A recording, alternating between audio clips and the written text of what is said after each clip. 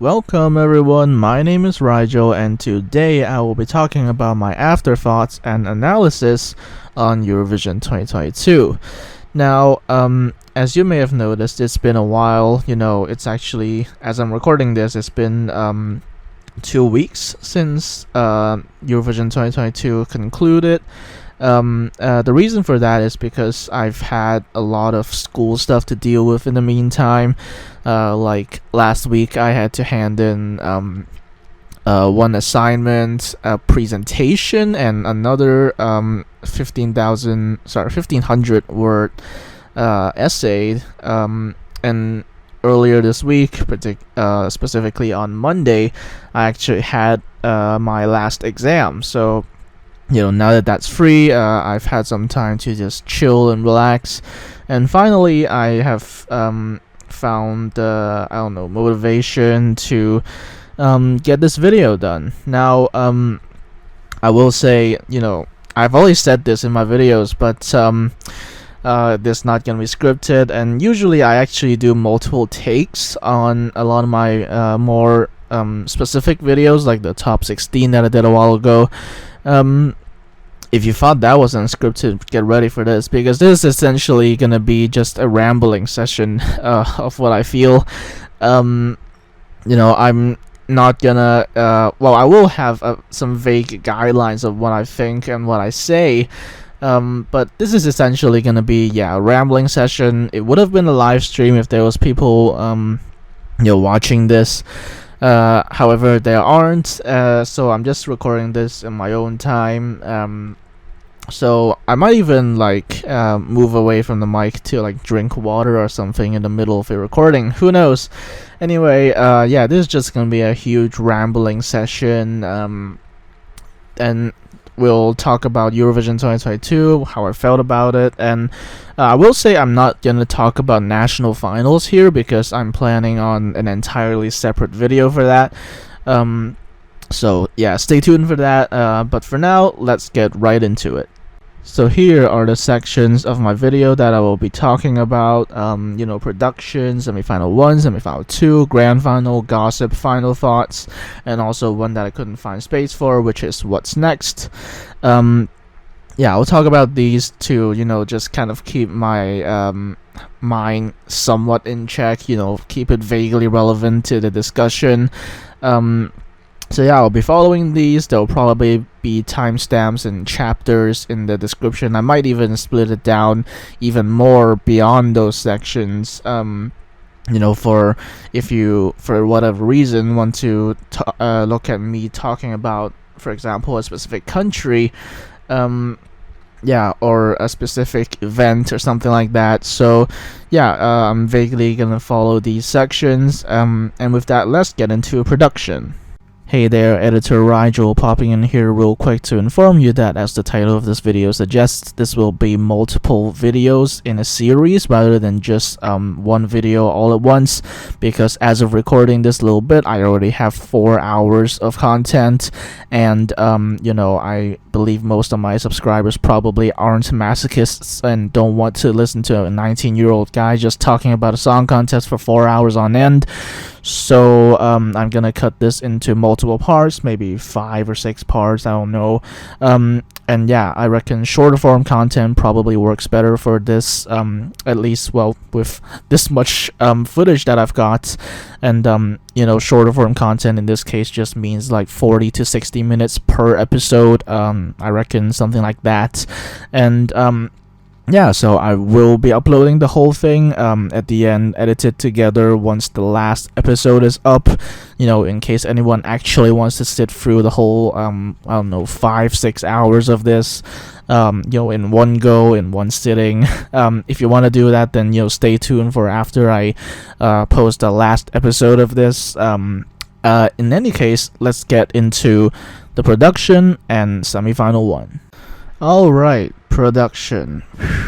Oh boy.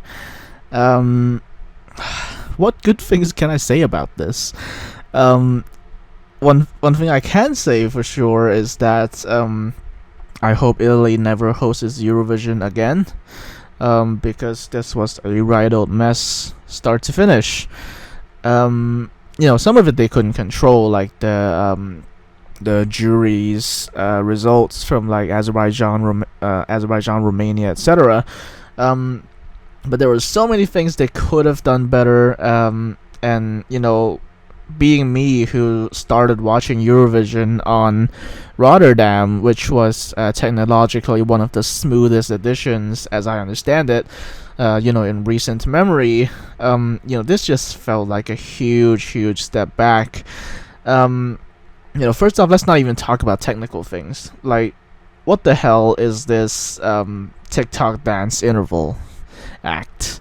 Well, it's not an interval; it's opening act. But you get it. It's why would you do this? It pulls away. It detracts from the Eurovision experience, which is it feels kind of formal, right? But then you introduce stupid TikTok dances. Just why? And here I've only got a couple of most notable examples of the failures that Rai committed during Eurovision 2022. The most notable one, of course, being the arches, or I think some people call it the rainbow of death, or something like that. They said actually it could turn, but it couldn't turn fast enough. But then at designer of arches, why couldn't you just make it spin faster? And also, not to mention, at the center of the arches, that LED panel was so like low resolution that you could, like, whenever they zoom in on someone standing in front of the little semicircle screen, you can see the rings of lights from like each pixel, and it was that big. So it just didn't make for a very good viewing experience. And even with Ukraine, with Stefania, you could see the arch was very obvious, I guess, particularly in that scene with the crying woman's face. You get it. But it was really obvious throughout a lot of these. And I had heard rumors. Well, but they're not rumors; they're just true. But like, Monica Liu from Lithuania had really big plans involving the arches, actually. But of course, they weren't to be. So she just kind of had to improvise and just basically do her, Pabandomishnauio performance, which and also added some like sparkly effects, mirror effects, and such, which surprisingly worked out in her favor. And we'll get to it, but I'm actually still really surprised about Lithuania qualifying.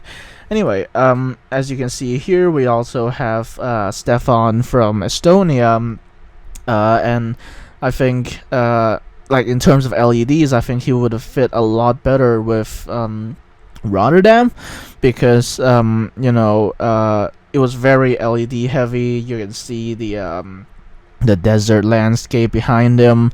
However, there's just this really obvious arch there ruining the scenery, and thankfully for him, he had the charisma, he had the energy to run around the stage, and of course the $1 million smile. So he did qualify, which is good for him.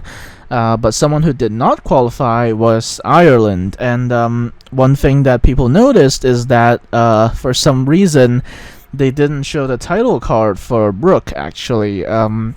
The arches LED graphic thing, writing Ireland, that's rich Brooke, that kind of stuff. They didn't show that in semifinal 2, and some people actually believe that this directly contributed to Ireland's non-qualification, because most people didn't even know it was Ireland, actually. And also right here I've shown 2 screens which I don't think were actually intended in the original thing.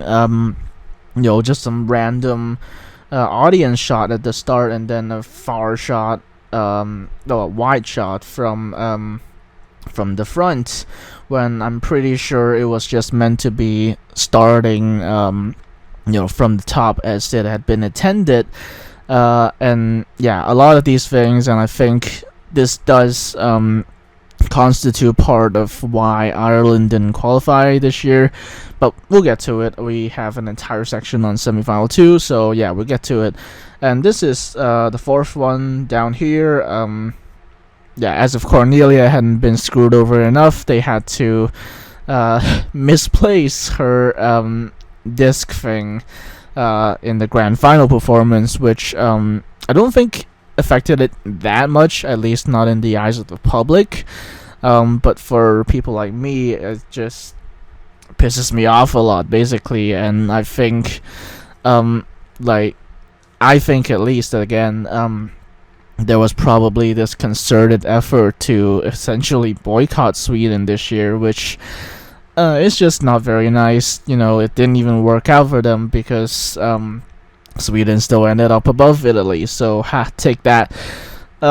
Yeah, anyway, it's just a mess, and I think one of the few good things that actually came out of Turin 2022 was Samia Hafsawi, the woman who does the Eurovision backstage stuff. She's great. She's absolutely wonderful, but she is not Italian. She is Dutch. But yeah, she's great. But other than that, I can't really say the same for most of the production this year from Italy. And in fact, they've actually offered to host again in the event that Ukraine isn't able to host. And to that, I say a fat resounding no. Yeah, so overall, it's just a huge mess. I can't really say much else, and I don't know what Dusseldorf 2011 was like. Do let me know if you have watched it. I haven't myself, but I can't imagine it being much better given the German broadcasters' recent attitude on Eurovision. But yeah, I generally think that, Big Five productions on adult Eurovision probably aren't great. And also the hosts. I forgot to talk about the hosts. Laura Pausini is great, but she can't speak English. Mika confused Poland for Holland. And Catalan just felt like an all-around walking cringe fest. As exemplified by the TikTok dance. I know he can do better. I know he could have done better. But I guess he just didn't. And at least for me, you can argue otherwise, but I think the hosts last year were much more enjoyable to listen to and to watch. They were much more professional. They were fun, but not taking it over the line. And I think in terms of hosting in both aspects, I think I just much more prefer the Dutch to the Italians. And well, let's see who's hosting 2023. And regardless of who's hosting, I think it's probably going to be better than the Italians. But well, who knows? In recent months, I've been pretty vocal about my Italophobia, as they call it. But for me, at least, it's not so much Italophobia. It's more bad production phobia. If any other country pulled this kind of poor hosting as well, I would equally roast them as hard for it. But in this case, it happens to be Italy. It's not just hating on Italy for the sake of being Italy. In fact, I really, really like Zitia Boni. However,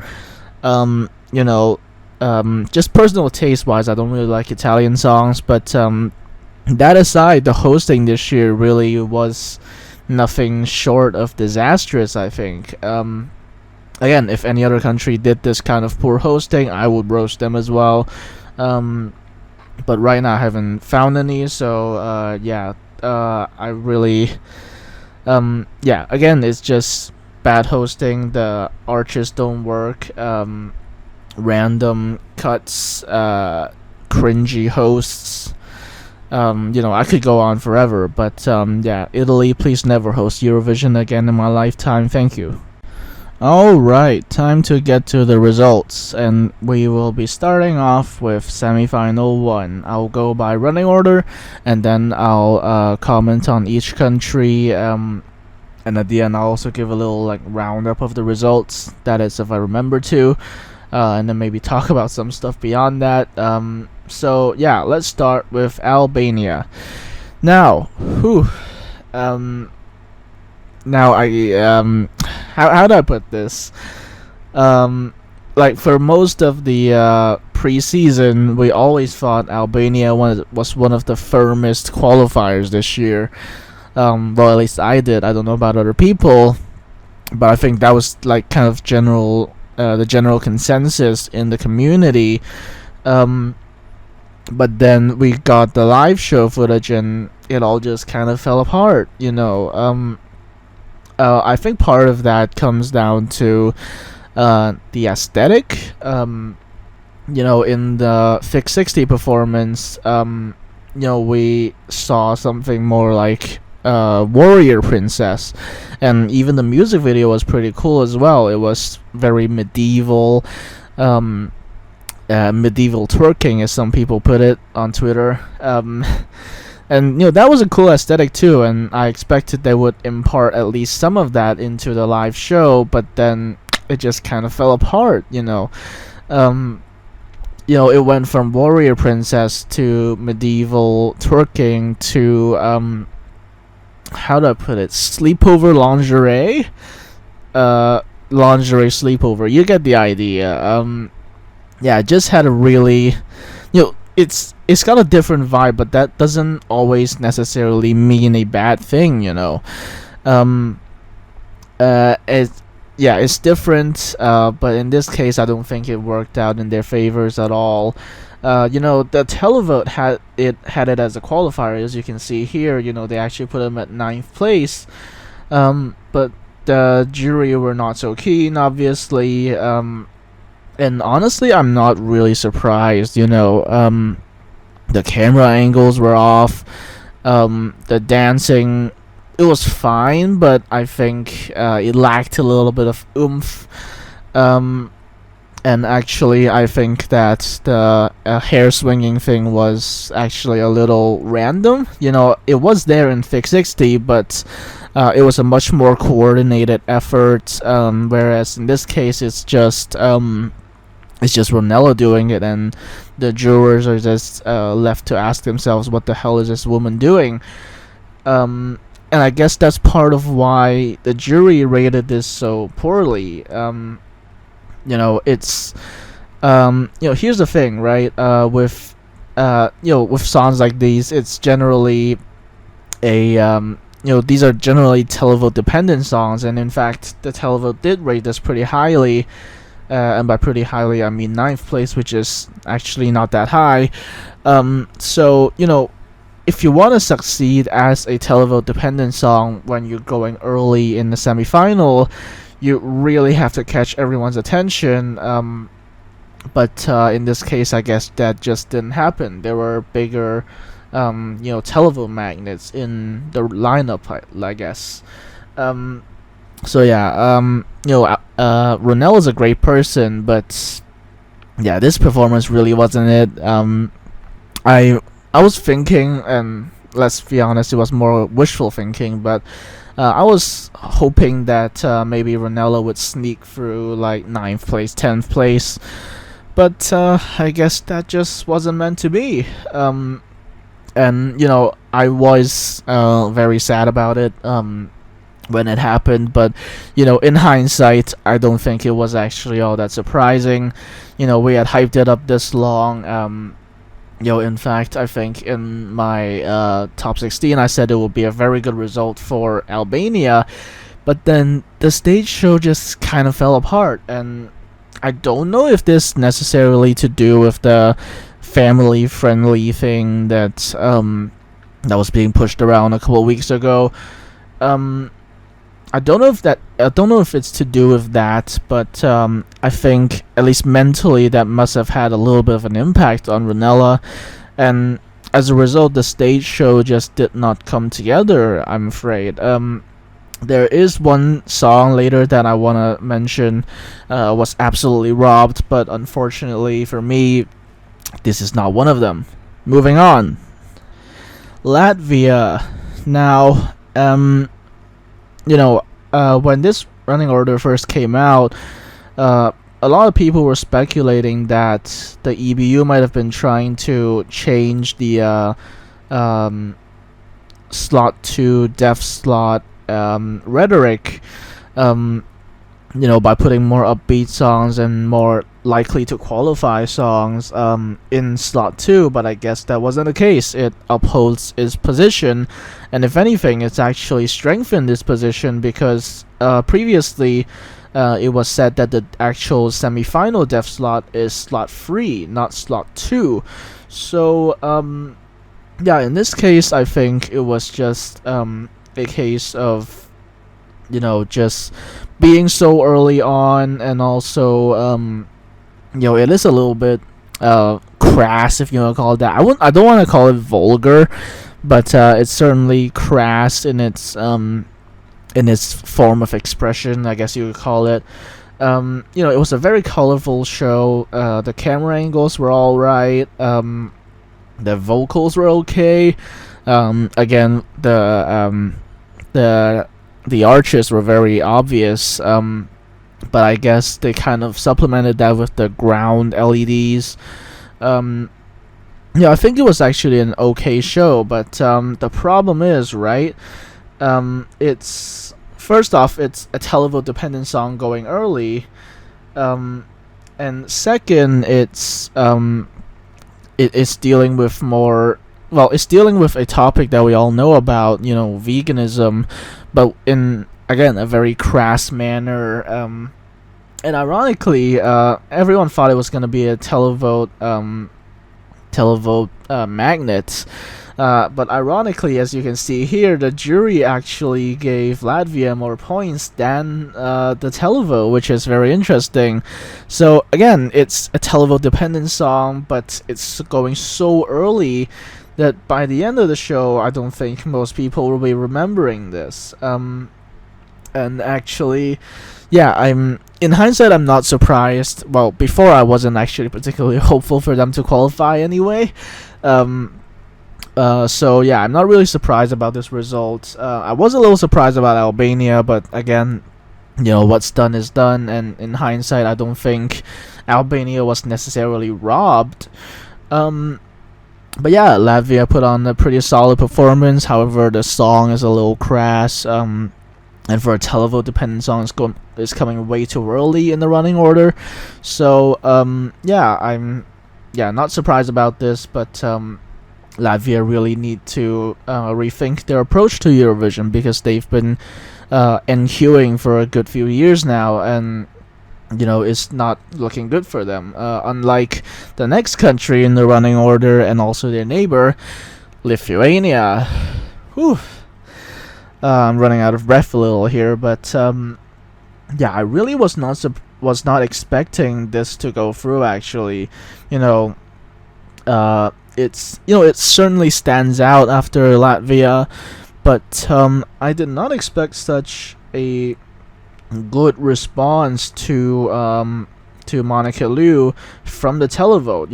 Everyone thought it was gonna be like this song that would be propped through solely by the jury, but turns out the jury was actually the one underrating the song rather than the televote, which is very interesting. Part of it you can of course boil down to diaspora, but I think part of it is also just that Monica's stage show was very special.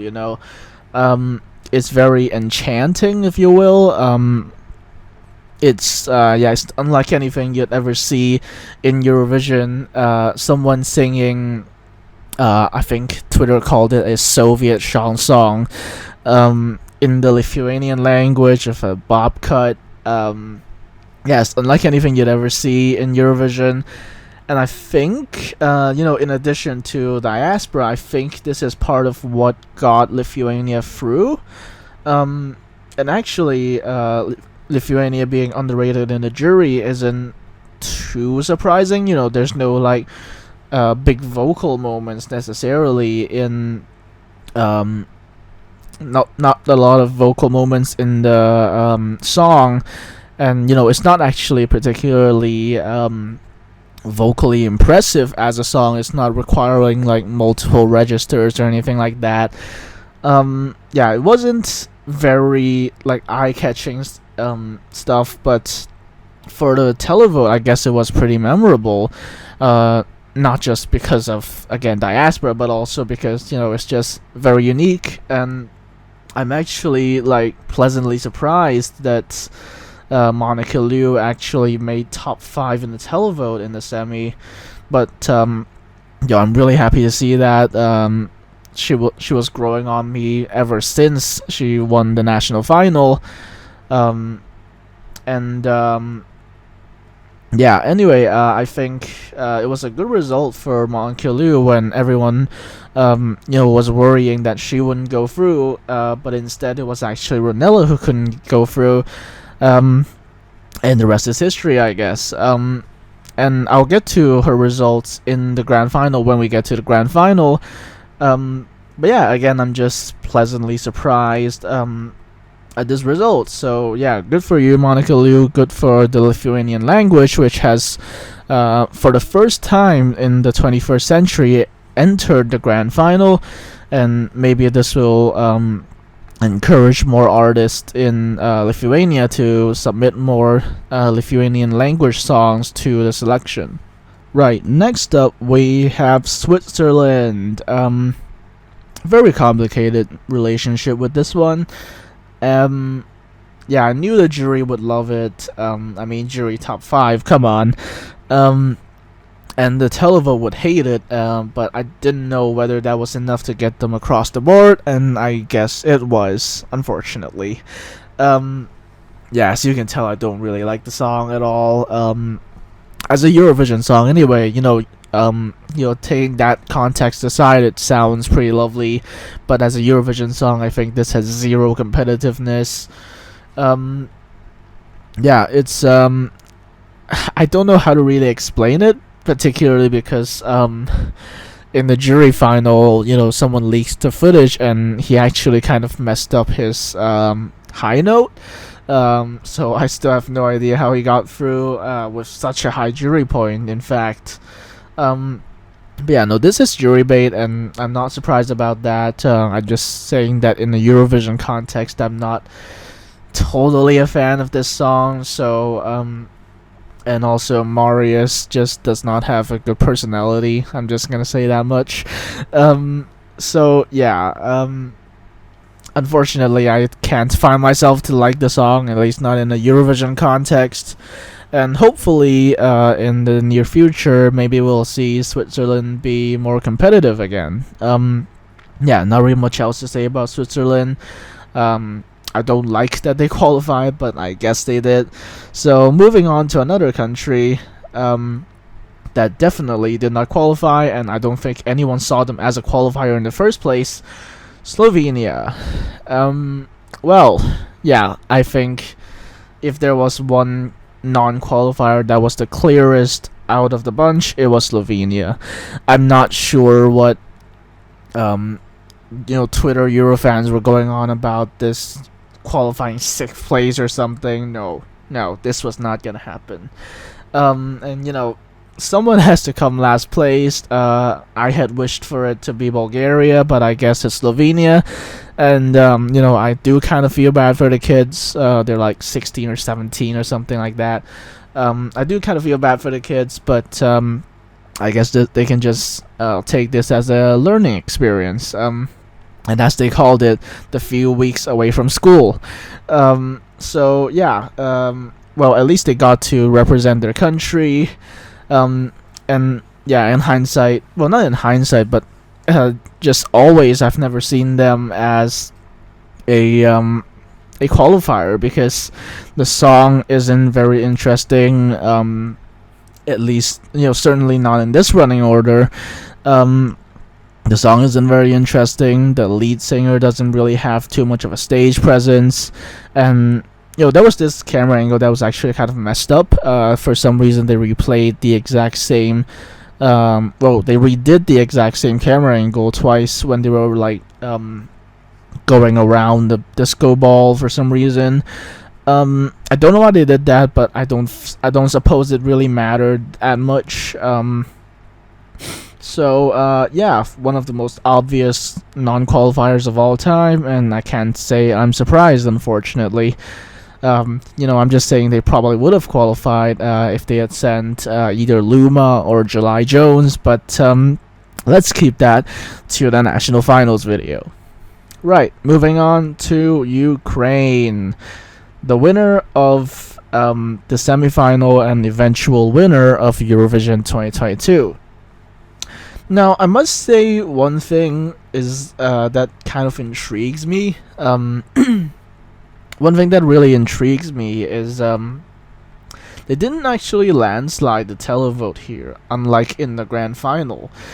You can see here Moldova got 135, but Ukraine only got 202, which is actually not that large of a margin.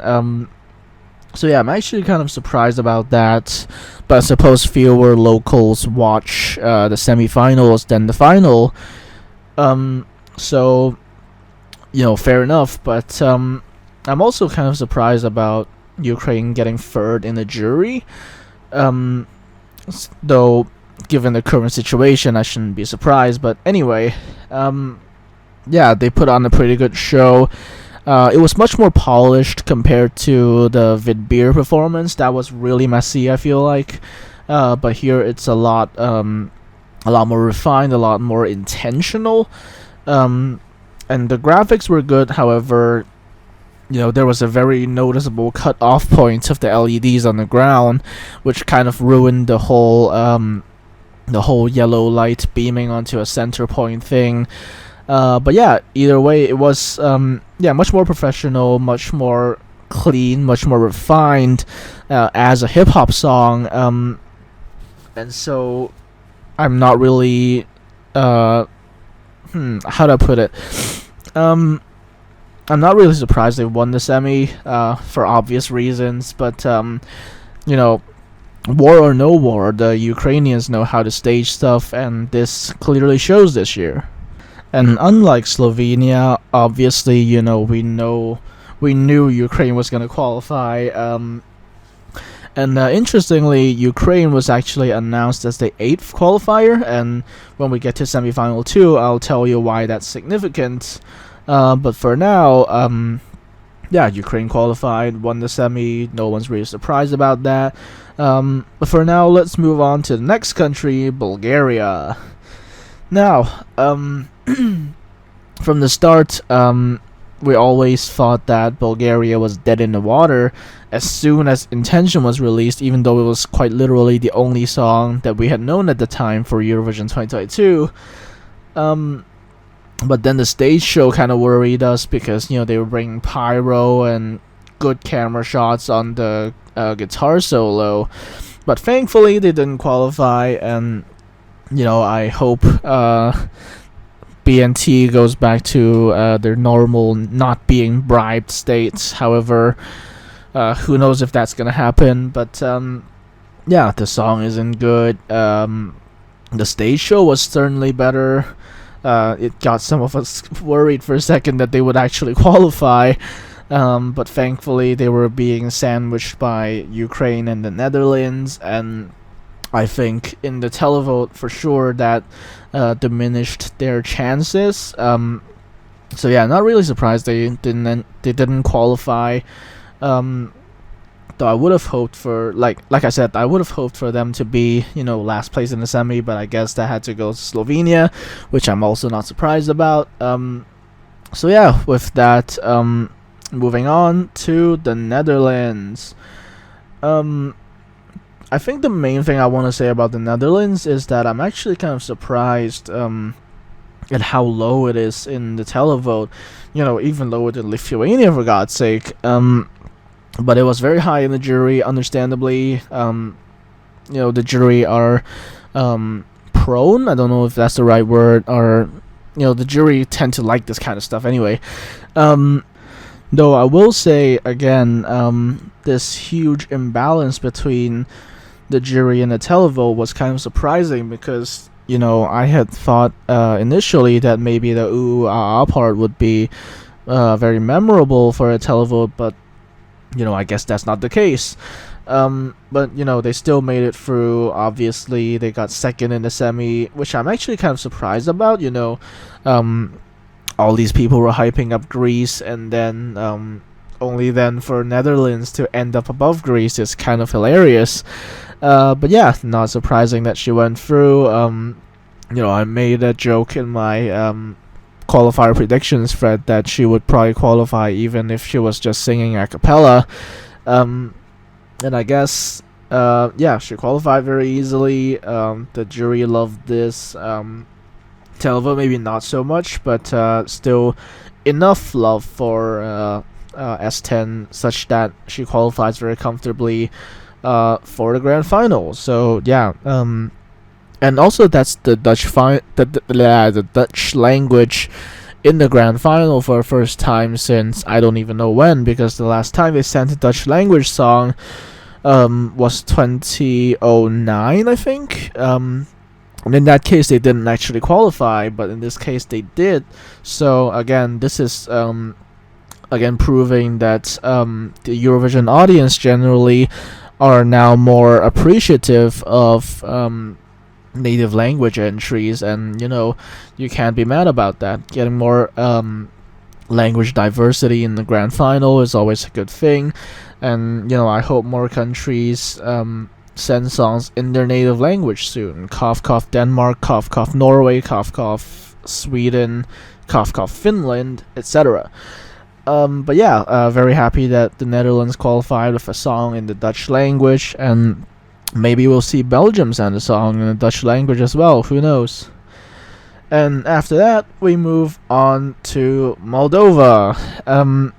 In my I don't know if I said this in my my top 16 video, but I said that I don't like the song myself, but it does make me happy, but objectively it's not really a song of high quality, so I wouldn't be surprised if this qualified. In fact, I actually said that I didn't say it myself, I actually got told this by someone, that Eastern televoters would really, really like the sound coming from Moldova, coming from Treniletul, and then I really did in a qualifier predictions thread, and someone laughed at me for it because they're like, oh, they're gonna hate this, and well, look at what happened.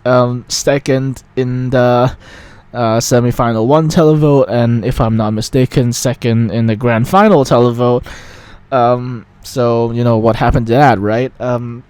And I'm sure that the running order certainly helped. Netherlands brought a more somber, more I guess you could even say depressing song, and then Moldova was just like, hey ho, let's go, with some really fun folky tunes. So yeah, I'm not really surprised that Moldova got such a high televote, and obviously the jury weren't so keen on it, but I guess in this case the televote brought them through to the final, and I'm not going to complain about that, but I will complain about the placement in the running order in the final, but we'll get to that later. And then Portugal.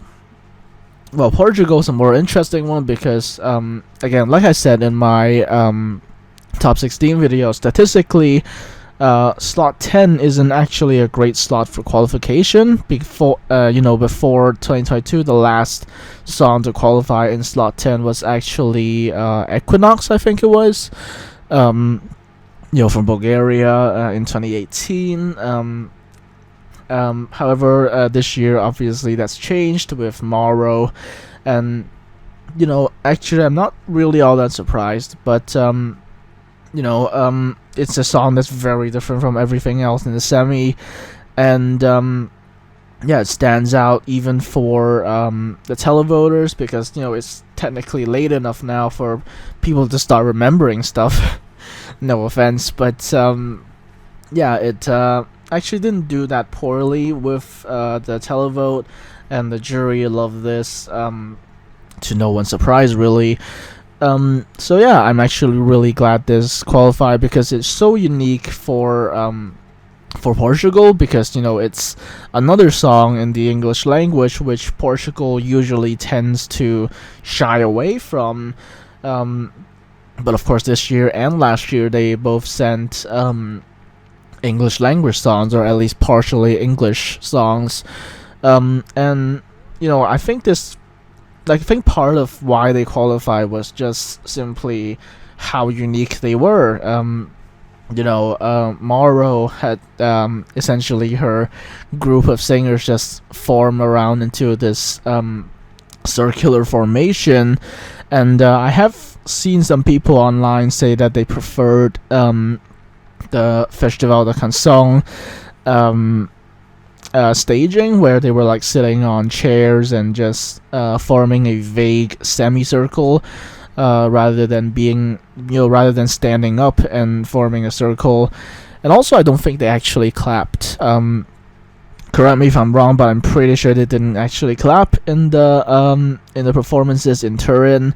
It was still there in the backing track, but they didn't physically clap themselves. But I still think it was a really good show. In fact, one of my favorite stage shows this year, actually. The lighting was just like really special, and I don't think this particularly needed any like complicated staging or anything.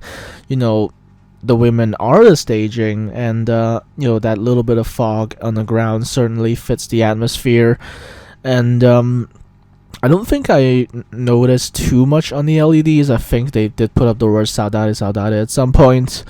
But I don't think they were particularly conspicuous with it. So yeah, I guess it's one of my favorite stage shows of the year, and I'm so glad that the jury were able to appreciate this. And in fact, the televote as well also kind of surprised me by how much they enjoyed it.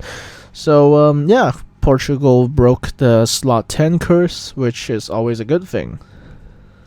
Moving on to Croatia. Now, this is pretty ironic, actually, because like most of us pinned down Croatia as one of the most obvious non-qualifiers, and then it turns out Croatia was actually a jury qualifier and barely a televote non-qualifier.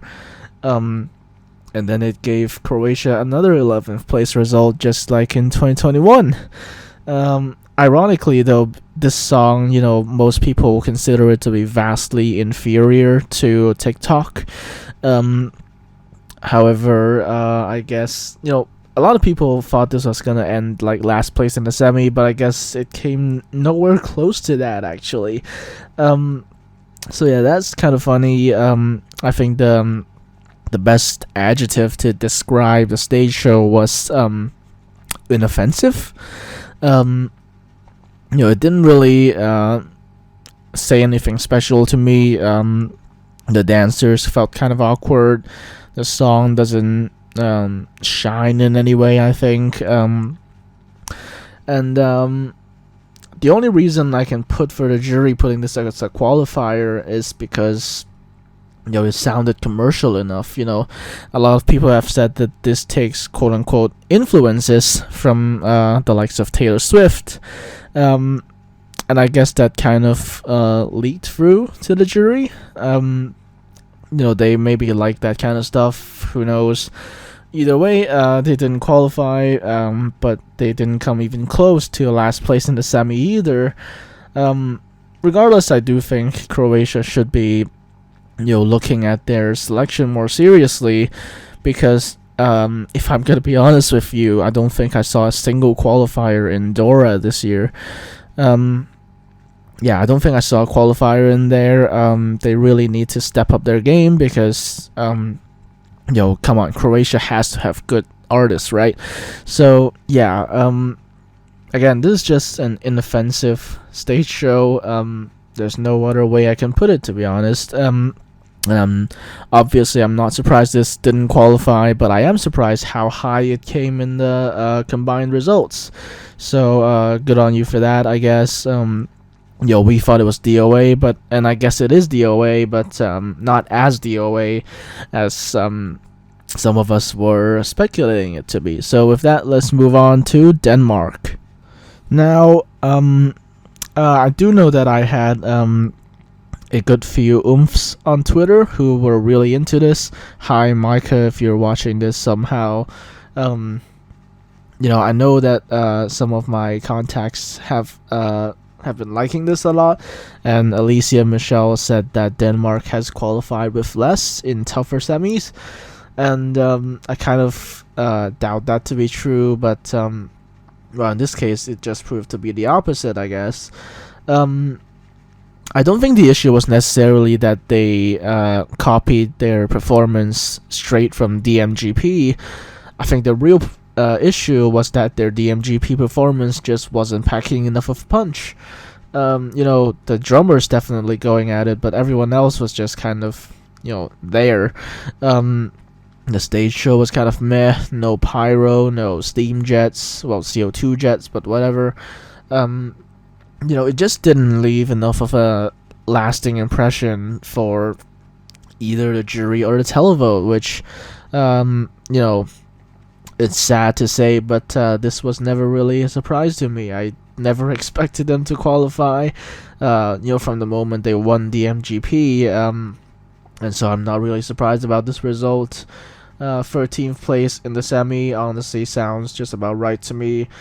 So yeah, not really much to say about this one, though I will say the girls from Ready are really nice. As I've seen in interviews and interviews and stuff. So yeah, with not much else to say, let's move on to the next country, Austria.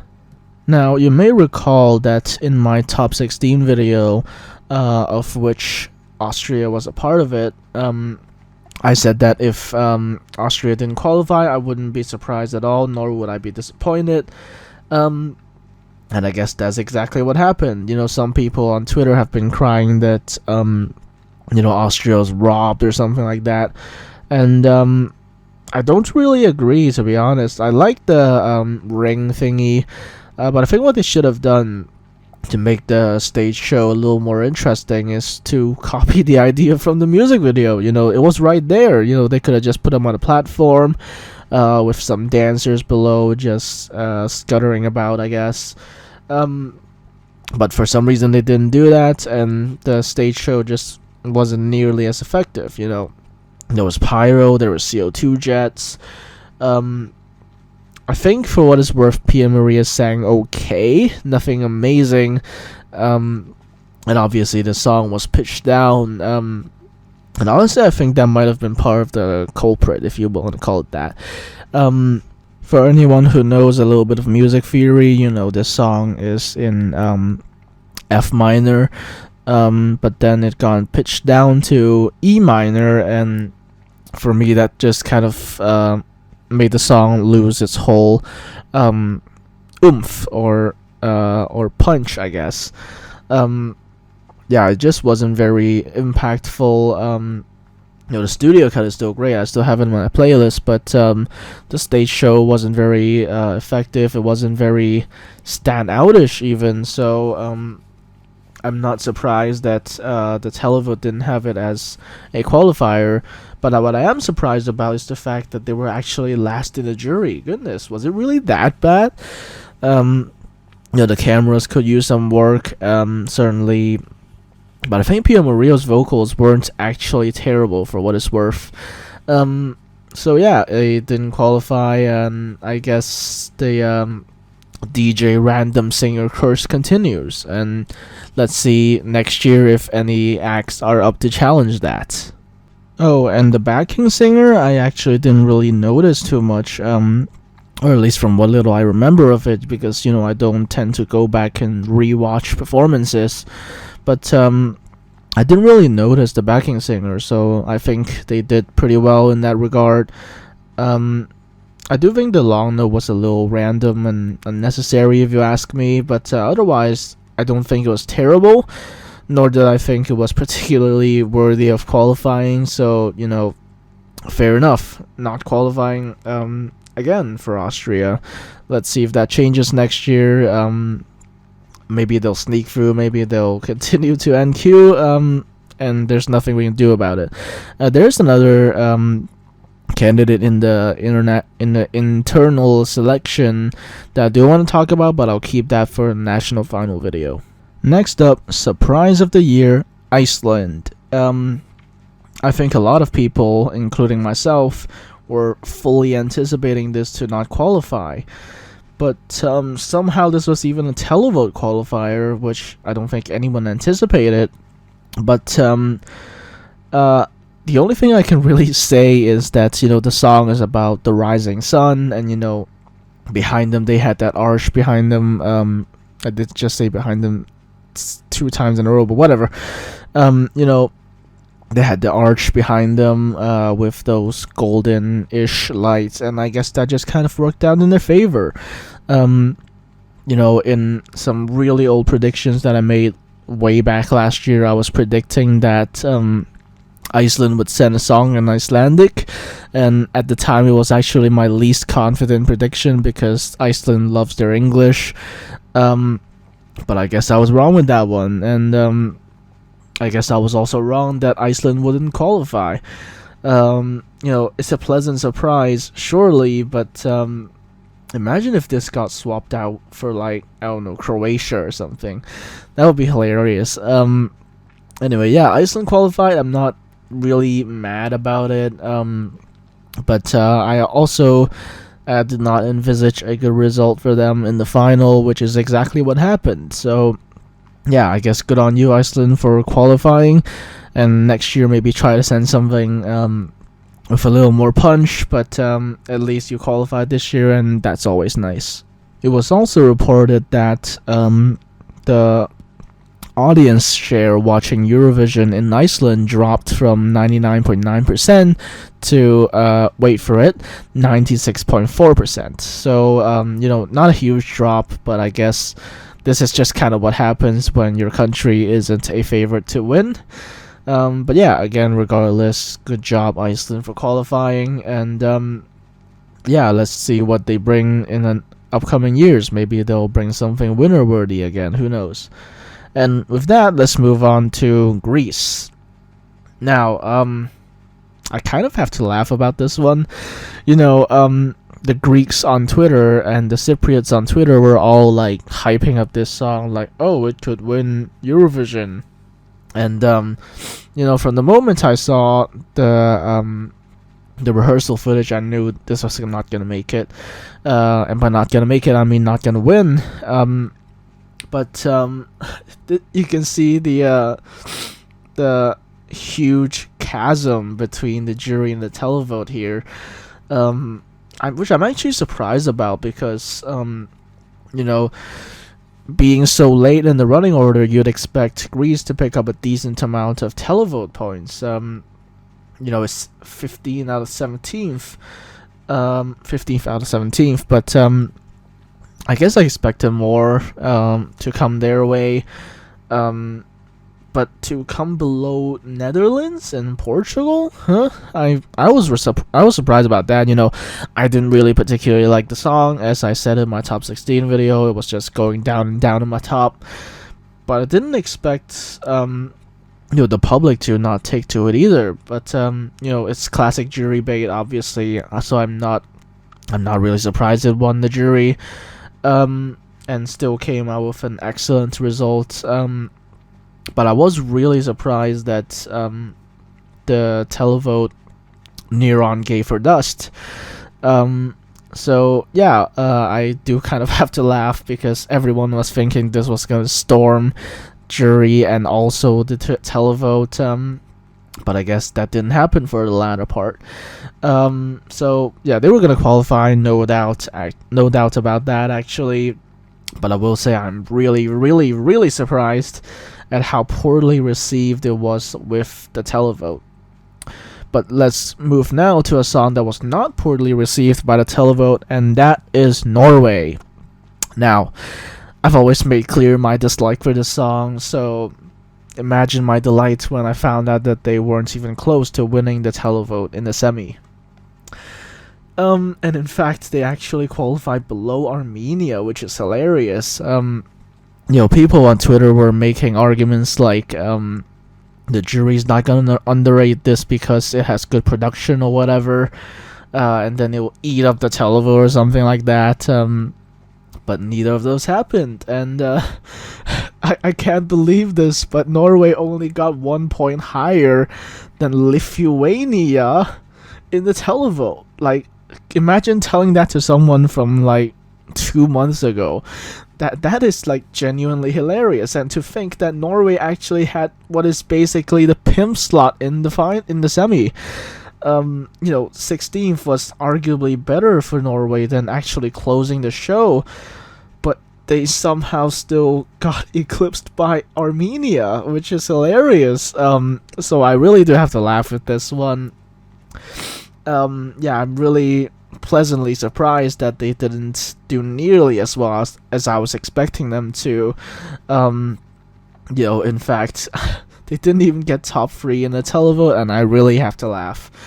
7th in the jury, not really surprising. I would have hoped for less, but again, good production or whatever.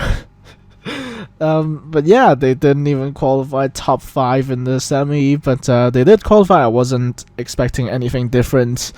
So yeah, they qualified. Not surprised about that, but I am surprised about how poorly received it was in both jury and televote, because like there were people on Twitter again that was saying that this would win the televote in the semi, and it didn't even come close to that, and only got 1 point higher than freaking Lithuania, and I'm really pleasantly surprised about that. So I don't like this song. I just make that clear again. So that's why I'm making fun of it. If you like it, then well, good for you that it qualified, but maybe not so good for you that didn't qualify as highly as you wanted it to. But regardless, let's move on to the show closer, which was Armenia. Right, with Armenia, now some people have said that this is the real pimp slot, closing the semi, and people are more likely to remember the song because of recency bias. But I still didn't expect it to get so well received, provided that France was able to vote in this semi, and France has a lot of Armenian diaspora, but still I did not expect this to come top 3 in the semi televote. Yes, it did come very late in the semi, it closed the show even, but I did not expect this to get higher televote than freaking Norway. I'm really happy about that. I am a little disappointed that the jury didn't rate this as highly, but still, Rosalind put on a really solid performance with a really creative staging, and Armenia back in the final for the first time since 2016. Actually, I fact-checked myself, and it was 2016 when they last qualified. I believe that was actually Love Wave. Armenia back in the final since. For the first time since 2016, good on them. And let's see what they bring next year. And with that, we have our 10 qualifiers, which according to the running order is Lithuania, Switzerland, Ukraine, Netherlands, Moldova, Portugal, Iceland, Greece, Norway, and Armenia.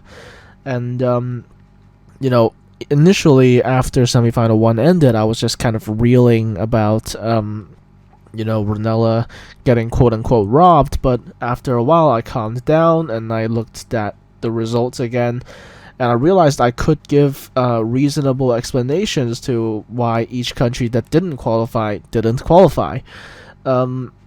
So yeah, now I'm kind of neutral about the semi. I don't think anyone was robbed really. Um, I am still surprised about Iceland, but good on them for that. But yeah, I could give reasonable explanations for every single NQ. And those are my thoughts on the first semi-final of Eurovision 2022.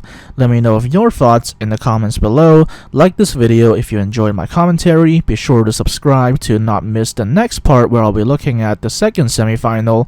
And I'll see you next time.